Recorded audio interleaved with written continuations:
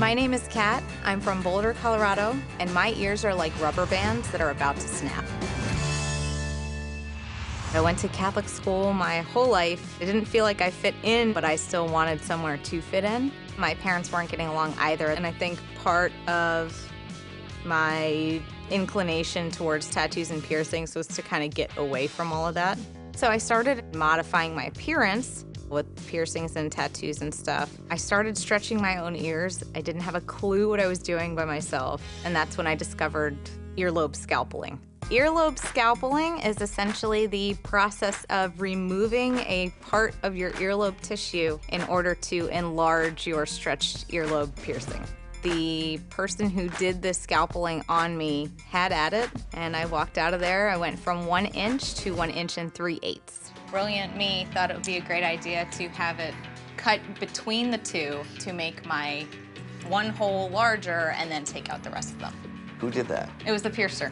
Someone's basically practicing medicine without a license on you. Taking a scalpel to the skin is cutting the skin open, and that's a surgical procedure.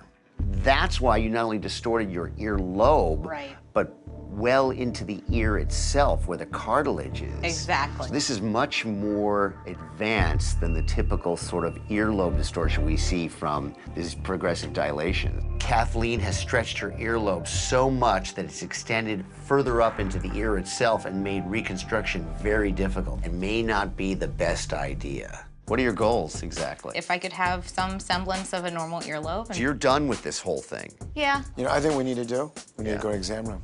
There's such a big hole in my ear that I'm not sure how they're gonna fix it. And if they can't, I'm not really sure what to do. Why don't you turn your head a little bit that way? Here, you can see that cone. Feel that skin. This is almost useless. So it's all about blood supply. So the blood supply comes in from 2 directions. One direction from the ear itself, and the other place is from both the ear and the cheek. If you just sort of make a cut anywhere in between these two, you cut off the blood supply now coming from 2 directions. Yeah. And that's when it starts to become risky. We can do this, but this is a puzzle. Not only do I have to make Kathleen's ears look normal, I have to try to get them to match.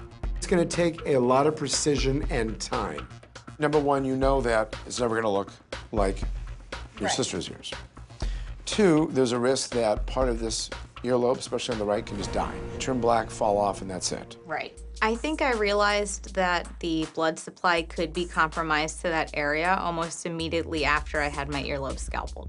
So this is nothing that would surprise me at all. Okay, so we're just gonna start, Kathleen.